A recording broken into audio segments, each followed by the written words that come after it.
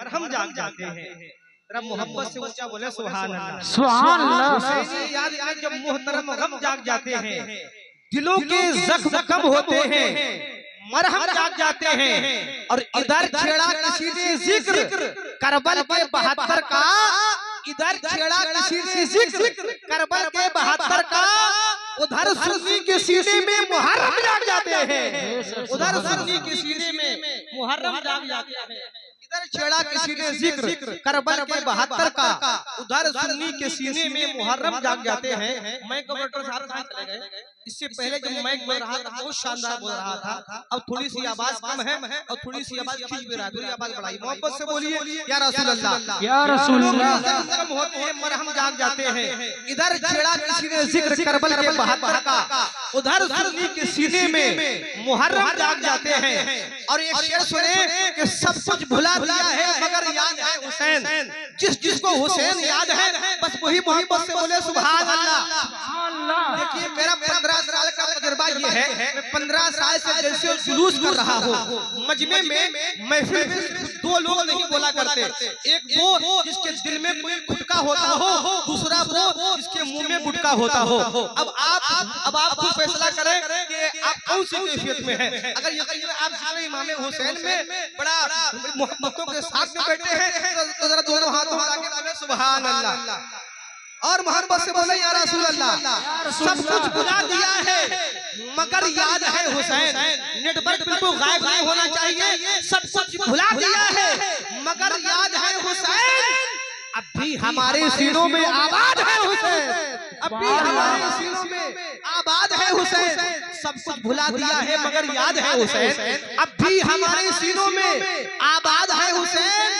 और निकला था जिनके वास्ते सूरज भी एक दिन, निकला था जिनके वास्ते सूरज भी एक दिन, निकला था जिनके वास्ते सूरज भी एक दिन। अरे उस बेमिसाल बाप की औलाद है हुसैन, उस बेमिसाल बाप की औलाद है हुसैन। निकला था जिनके वास्ते सूरज भी एक दिन, उस बेमिसाल बाप की औलाद है हुसैन। और अपना तो मानना ये है ज़मीन फलक हो हुसैन वाले हैं। मोहब्बत से बोलिए सुभान अल्लाह। सुभान अल्लाह। यार आप लोग ऐसे शर्मा जाते हैं जैसे दामाद पहली बार ससुराल जाता है, जैसा वहाँ शर्माता है वैसे आप लोग शर्मा शर्मा कर बोल रहे हैं। मोहब्बत से बोले सुभान अल्लाह। सुभान अल्लाह।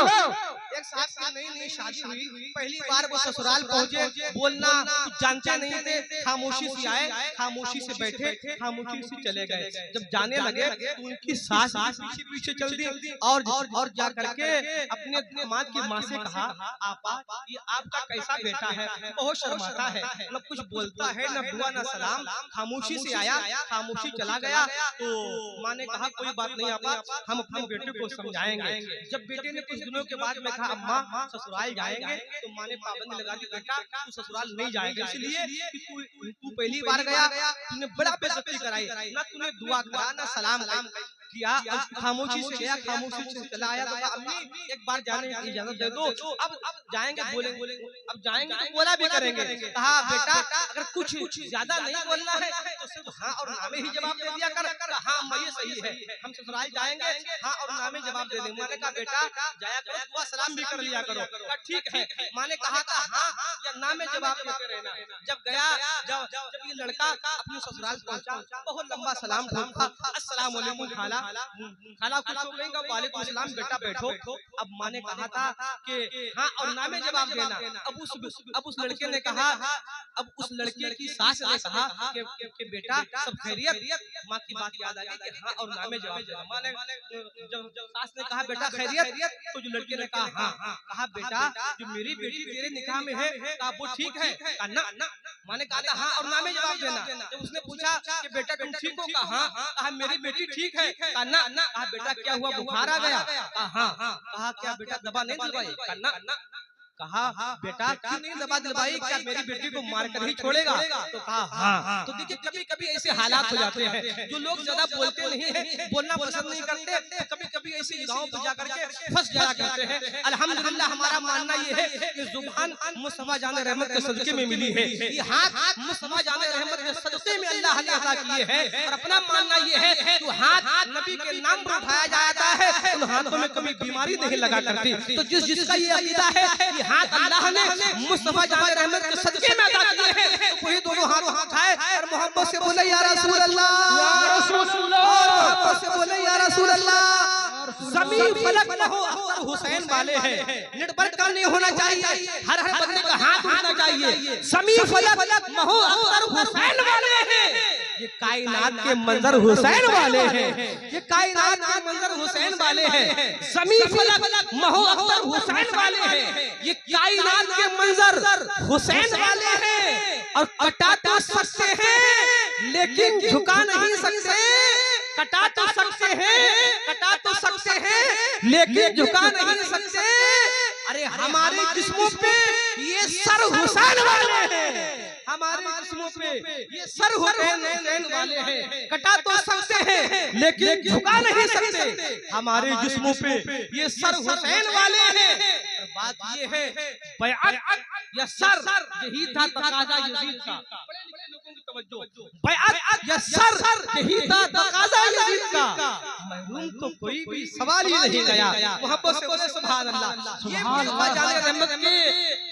ये मुस्तफा जान रहमत के घर की शान है कि वहाँ से कोई मांगने वाला कभी खाली नहीं लौटा। शेर सुने कि बैअत या सर, यही था तकाज़ा यजीद का। महरूम तो कोई भी सवाल ही नहीं गया और सर दे दिया हुसैन ने, बैअत न की मगर। जरा दिल की खिड़कियों को खोलकर सुनिएगा कि बैअत या सर, यही था तकाज़ा यजीद का। महरूम तो कोई भी सवाल ही नहीं, महरूम तो कोई भी सवाल ही नहीं गया और सर दे दिया हुसैन ने, बैअत न की मगर। अरे उस घर से तो यजीद भी खाली नहीं गया, उस घर से तो यजीद भी खाली नहीं गया।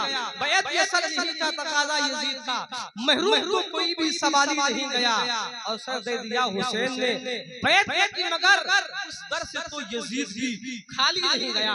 आइए अपने इलाके का एक बहुत बेहतरीन लैला शायर इस्लाम बुलबुल मदीना भाई सैयद सरवर अली को आपकी बारगाह में पेश कर रहा हूँ। उनका दमदार इस्तकबाल करें, दोनों हाथ उठाएं और बोले नारे तकबीर, अल्लाहु अकबर, नारे रिसालत, या रसूल अल्लाह, नारे रिसालत, या रसूल अल्लाह, शुहदाए करबला जिंदाबाद, आला हजरत जिंदाबाद, हजरत सैयद सरवर अली साहिब क़िबला, जिंदाबाद, नारे तकबीर, नारे रिसालत।